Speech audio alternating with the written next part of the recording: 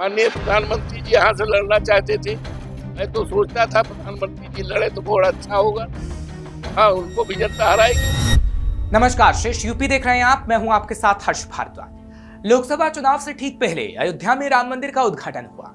रामलला की दिव्य प्रतिष्ठा का देश साक्षी बना, मगर इसके बावजूद बीजेपी को न सिर्फ यूपी में करारी हार मिली, बल्कि अयोध्या यानी फैजाबाद संसदीय सीट पर भी बीजेपी हार गई। बीजेपी को अयोध्या में मिली इस शिकस्त की क्या है असली वजह और क्या है इसके मायने, आइए समझते हैं। यूपी में राम मंदिर निर्माण के बाद भी बीजेपी को मिली करारी हार बता रही है कि राम मंदिर से जुड़ी आस्था अपनी जगह है, देश के भविष्य को तय करने के लिए जन प्रतिनिधि का चुनाव अपनी जगह। कुछ यही हाल फैजाबाद संसदीय सीट पर हुआ, जिसके अंतर्गत अयोध्या आता है। दरअसल यूपी में सबसे ज्यादा चौंकाने वाले आंकड़े अयोध्या से निकलकर सामने आए हैं। अयोध्या में समाजवादी पार्टी के उम्मीदवार अवधेश प्रसाद 54,000 वोटों से ज्यादा के अंतर से जीते हैं। उन्हें करीब 5,55,000 वोट मिले हैं। तो वहीं बीजेपी उम्मीदवार लल्लू सिंह को करीब 5 लाख के आसपास वोट मिलते दिखाई दिए हैं। तीसरे नंबर पर बसपा के सच्चिदानंद पांडे रहे, उन्हें करीब 46,000 वोट मिले। ऐसे में सपा का खेमा अयोध्या में मिली जीत से बेहद उत्साहित है। मामूली सीट नहीं है ना, ये अयोध्या की सीट है और अयोध्या पर ही भारतीय जनता पार्टी पूरी राजनीति करती थी। पूरी देश में जो राजनीति की थी अयोध्या के रूप में करती थी। माननीय प्रधानमंत्री जी यहाँ से लड़ना चाहते थे।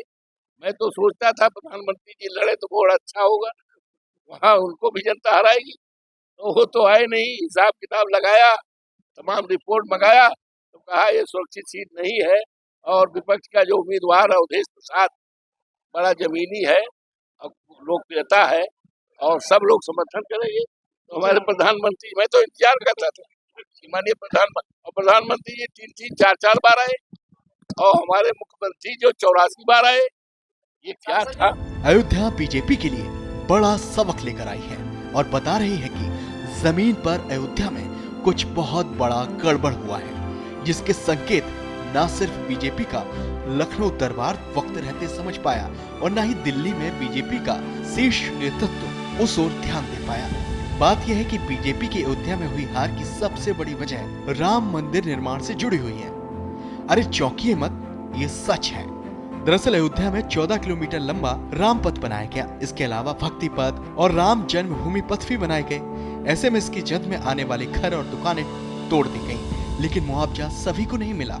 उदाहरण के तौर पर अगर किसी शख्स की 200 साल पुरानी कोई दुकान थी लेकिन उसके पास कागज नहीं थे तो उसकी दुकान तो तोड़ दी गई, लेकिन मुआवजा नहीं मिला। मुआवजा केवल उन्हें मिला जिनके पास कागज थे। ऐसे में लोगों के बीच नाराजगी थी और उन्होंने वोट के जरिए ये नाराजगी जाहिर कर दी। ये राम मंदिर निर्माण के लिए चौड़ीकरण का काम, सौंदर्यीकरण का काम शुरू हुआ तो उनकी दुकानें, उनके मकान, उनके तमाम चीजें उस जद में आई और उसको तोड़ करके सड़कें बदली गईं। लेकिन उनको जो मुआवजा दिया जाना था उसको लेकर उनकी तमाम शिकायतें हैं और उनको अभी उसकी ठीक से सुनवाई भी नहीं हुई है। कुछ को पैसा भी बहुत कम मिला है। ये बताइए, आप क्या बिजनेस करते थे? जी, हमारा भोजनालय का काम था। तो क्या हुआ फिर? क्या हुआ, चौड़ीकरण में टूट गई, 1 लाख रुपए मुआवजा दिए, फिर उसके बाद मकान मालिक आके दे नहीं रहे हैं। फिर उसके बाद कहीं और जगह भी नहीं मिल रहा। सरकारी दुकान हमको मिली है तो 12 लाख, 14 लाख, 15 लाख रुपए पगड़ी मांग रहे हैं, तो कहाँ से तक हम दें? नहीं, तो जो मुआवजा मिला क्या आपकी दुकान के मूल्य के बराबर नहीं मिला? नहीं, मूल्य के बराबर नहीं मिला।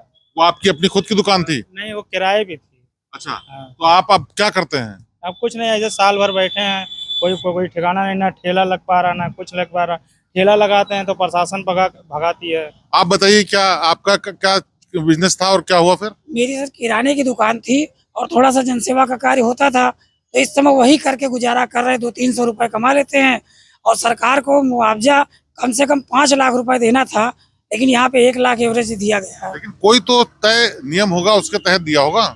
सर जी, ये अधिकारियों के नियम वही जाने, हम लोग क्या जान पाएंगे, छोटे इंसान हम लोग हैं। तो इसकी मांग नहीं की आप लोगों ने? जब मांग की तो क्या हुआ? व्यापार मंडल के जो हमारे अध्यक्ष हैं नंद कुमार गुप्ता जी, उन्होंने बहुत प्रयास किया, लेकिन उसके बावजूद भी मुआवजा 1 लाख ही ऑन एवरेज मिला सभी को। अच्छा, आप बताइए, आपका भी क्या बिजनेस था, असर आया इसमें? हमारी प्रसाद की दुकान थी यहीं बगल में। पहले ये रोड 10 मीटर चौड़ी होनी थी, 10 मीटर छोड़कर हमने निर्माण करवा लिया। फिर एसडीएम साहब आए, कहे कि मुझे और जमीन चाहिए, तो हमने कहा कि जब सबका 10 मीटर ले रहे हैं तो हमारा भी 10 मीटर लीजिए, हमारा उससे ज़्यादा। तो कहे नहीं, तुम्हारा 5 मीटर और ज़्यादा लगेगा। और कहने लगे नहीं दोगे तो तुम्हें जेल भेज दूंगा, पता नहीं चलेगा कि तुम कहाँ गए। लोगों की नाराजगी को आप समझ ही गए होंगे। साथ ही साथ कई और वजह भी हैं अयोध्या में। दरअसल अयोध्या में बीजेपी को अपने नेताओं की बयानबाजी और प्रोपेगेंडा भी भारी पड़ा, क्योंकि लल्लू सिंह पर आरोप लगे कि उन्होंने संविधान को बदलने के संकेत दिए थे। दरअसल लल्लू सिंह ने 400 पार सीट जीतने की बात का जिक्र करते हुए अति उत्साह में, या यूं कहें कि जानबूझकर संविधान को बदलने की बात कर दी थी, जिससे जनता के बीच ये संदेश गया कि बीजेपी आरक्षण को खत्म कर देगी, संविधान को बदल देगी। ऐसे में वोटर्स का एक बड़ा तबका सपा की ओर खिसक गया। दरअसल लल्लू सिंह ने स्पष्ट तौर पर कहा था कि मोदी सरकार को 400 सीट इसलिए चाहिए क्योंकि संविधान बदलना है। उनके इस बयान का खामियाजा बीजेपी को भुगतना पड़ा। तो वहीं एक और बड़ी वजह यह भी है कि लल्लू सिंह अयोध्या से 2 बार से सांसद रहे हैं। बीजेपी ने उन्हें तीसरी बार उम्मीदवार बना दिया, जबकि जनता के बीच लल्लू को लेकर काफी नाराजगी पहले से थी, क्योंकि अयोध्या के आसपास के इलाकों में विकास के कोई भी कार्य जनता के मुताबिक नहीं हुए थे। राम मंदिर पर फोकस होने की वजह से जनता के मुद्दे पीछे छूटते चले गए, जिसका असर ये हुआ कि लल्लू को कम वोट मिले। बीजेपी की हार से जुड़ा एक फैक्टर ये भी है कि लल्लू के सामने चुनाव लड़ रहे सपा उम्मीदवार अवधेश प्रसाद की अयोध्या की जनता पर अच्छी खासी पकड़ मानी जाती है। इस बात का अंदाजा इस बात से लगा सकते हैं कि वो 9 बार विधायक रहे हैं और मंत्री भी रह चुके हैं। वो समाजवादी पार्टी के संस्थापक सदस्यों में से गिने जाते हैं। तो वहीं जातीय समीकरण भी फैजाबाद की सीट पर बीजेपी के खिलाफ चला गया, क्योंकि माना जाता है अयोध्या से जुड़े आसपास के इलाके में पासी बिरादरी बड़ी संख्या में है। ऐसे में सपा ने पासी चेहरे अवधेश प्रसाद को अयोध्या में अपना उम्मीदवार बनाया।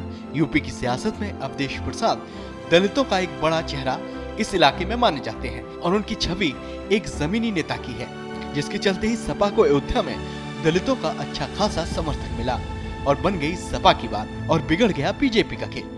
बहरहाल अयोध्या में मिली बीजेपी को करारी शिकस्त देश भर को ये संदेश दे गई है कि अगर आप जनता से जुड़े मुद्दों जैसे बेरोजगारी, महंगाई को दरकिनार कर सिर्फ धर्म के नाम पर सियासी माहौल सेट करोगे तो जनता आपको झटका दे सकती है, आपको नकार सकती है। क्योंकि कहा ऐसा भी जा रहा है कि बीजेपी को लेकर युवा वर्ग में एक गुस्सा था।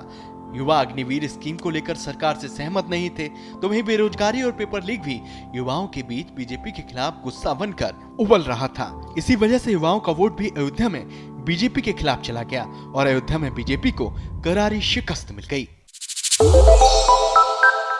श्रेष्ठ उत्तराखंड पर खबरों से जुड़े रहने के लिए चैनल को सब्सक्राइब और लाइक करें, बेल आइकन दबाएं और देखते रहें श्रेष्ठ उत्तराखंड।